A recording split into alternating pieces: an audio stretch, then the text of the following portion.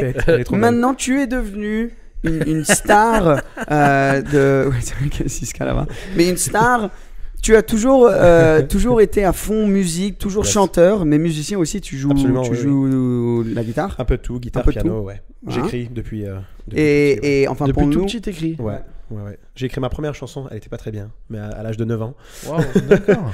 Alors du coup, c'est dans les gènes, quoi. C'est quelque chose que t'avais en toi. J'allais dire, de où tu te découvres cette passion, cette envie de vouloir écrire des chansons comme ça? En fait, mon père, il était musicien. Alors du coup, depuis tout petit, mon père, il m'a acheté une petite guitare. Je jouais avec mon père. Il y a même des photos où moi, j'ai 3 ans et je joue et mon père, il fait les accords. Et du coup, depuis tout petit, la musique, c'est dans ma vie. Et ouais, j'aurais jamais voulu faire autre chose. En fait, non, c'est pas vrai ça. Je voulais être pilote de Formule 1, mais j'étais ni assez fort et trop grand. Ah ouais, ou musique. Et du coup, j'ai choisi la musique. C'est vraiment ma. C'est vrai, je me rappelle. T'as toujours dit ça. T'as toujours dit pilote F1 ou et. J'ai fait beaucoup de karting. Ouais, oui, c'est vrai. Tu faisais pas mal. Ouais. Et ça a commencé jeune pour toi quand même la vie un peu de chanteur parce que t'as été découvert quand même assez jeune. T'avais quel âge? La première fois que je pense que j'ai un peu avancé dans ma carrière musique, j'avais je pense 12 ans ou 13 ans. Ma mère, elle avait envoyé une chanson. Il y avait un concours sur la télé anglaise de qui peut écrire le meilleur chanson de Noël. Alors du coup, j'ai envoyé ma mère, elle m'a envoyé la chanson et j'ai gagné au vote national. C'était pas une grande émission, mais c'était le premier petit truc. À 12 ans, c'est quelque chose. Hein. Ouais, voilà. Oui, c'est ça. Ouais. C'était le premier petit truc qui dit, ok, il y a quelque chose peut-être qui peut marcher. J'ose même pas imaginer les sensations que tu as à 12 ans quand tu gagnes un concours de la sorte, tu vois. Et tu te dis, ma carrière. Et aussi pour les parents. Moi, mon gosse, il gagne un truc à 12 ans, je fais, mais c'est bon. Ouais, ma mère, elle était très fière. Je prends ma retraite, c'est fini. C'est ça, ouais. Tes parents sur ça, ils devaient être. Ils étaient à fond. Même là, pour toutes les émissions, les parcours, ça doit être. Parce que oui, t'as fait plein d'autres choses, mais là, le plus récent, peut-être beaucoup de gens qui regardent ça te connaissent à travers The Voice. Absolument, ouais. Ça, c'est mon. Mais d'ailleurs, The Voice français. Oui. Français, ouais. Je l'ai fait 2 fois même, The Voice, en France, ouais. Et 2 fois, c'était les mêmes ou il y en avait un, c'était un peu différent, non? Ouais, en fait, l'histoire, c'est j'étais signé dans une maison de disques. Ça s'est mal passé avec la maison de disques. Ils m'ont un peu foutu à l'envers.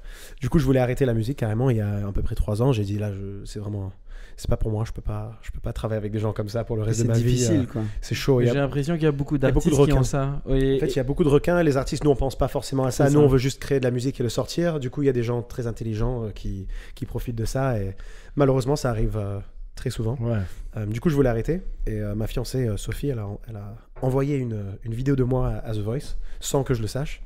Du coup, ils m'ont appelé, ils m'ont dit on aimerait que tu viennes à Paris. C'est beau ça. Et tu passes l'audition. Et c'est magnifique. Du coup, tout ce qui m'arrive maintenant, c'est un peu grâce à elle. Ah, génial. Ouais, c'était un peu le truc qui déclenche. Merci Sophie. Merci Sophie. Merci chérie. Mais, et comment ça s'est passé? Toi, t'as directement, tu voulais y aller ou tu t'es dit, je sais pas si j'ai envie au début? Parce que le track, les nerfs qu'il faut avoir pour faire ça, c'est un truc avec les téléspectateurs, ça fait peur, c'est sûr. Parce qu'il y a 7 millions, je pense, qui regardent. À l'époque, il y avait 14 millions, mais là, il y a 7 millions, c'est quand même énorme quand tu te dis il y a 7 millions de gens qui vont voir à la télé. Et surtout, ils sont là pour te juger. Quoi. Bien sûr. En fait, le truc qui fait peur à The Voice, c'est pas que tu chantes, parce que tout le monde sait chanter. Qui va à l'émission, la plupart, c'est des chanteurs. Tu vois, ils savent un peu chanter. C'est le fait que, ils te voient pas. Alors, tu peux pas faire de prestations parce que ça sert un peu à rien, ils te voient pas, ils sont retournés. Mais en fait, il faut que tu te justifies, il faut que tu gagnes ta place, il faut que tu prouves à quelqu'un que tu es assez fort. Du coup, le stress, il est. Et la sensation, le premier qui se retourne là. En fait, moi, moi, je me suis toujours dit un truc. Quand tu chantes, quand tu chantes comme ça, tu chantes dans ta presta, mais tu sais qu'ils sont retournés. Le moment où ils appuient et qu'ils se retournent, limite t'as envie de faire wouhou, t'as plus envie, c'est fini, merci.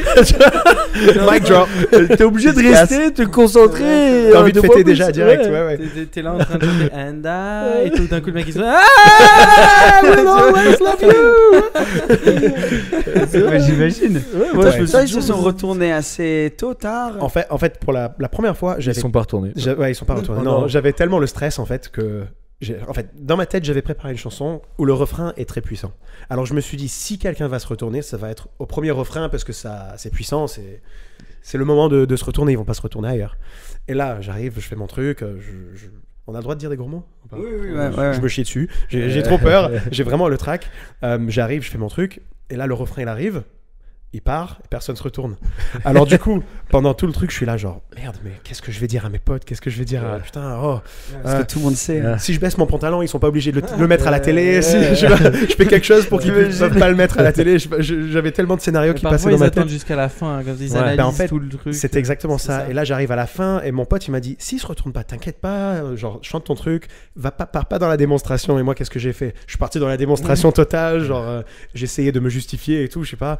Et là, sur le dernier mot, il y a Amel Bent qui s'est retourné pour la première fois et c'était voilà. Et la première fois, je suis allé jusqu'en demi-finale et c'était un moment exceptionnel. C'est cool. Ce moment-là. Même les coachs et tout, ça doit être. Ils te font vraiment avancer, vraiment. T'as vu une évolution de quand t'es rentré et après parce que ça fait depuis toujours tu chantes donc. Niveau. Professionnel. Niveau voix, non. Non, mais niveau, professionnel. Voilà, niveau professionnel, oui, bien sûr, parce que tu dois faire plein d'interviews, ça te met à l'aise devant les caméras, ça te met à l'aise dans les interviews. C'était ma question. C'est pas les coachs qui vont t'enseigner le chant nécessairement, mais c'est eux qui vont un peu t'aider dans le sens où comment travailler dans le show business, comment gérer un peu. Voilà, comment gérer les interviews, c'est exactement la pression des performances. C'est ça, parce qu'en fait, avec chaque coach, il y a une coach vocale derrière qui nous travaille les chansons. Peut-être tu sais mieux si tu fais ci, fais ça, blablabla.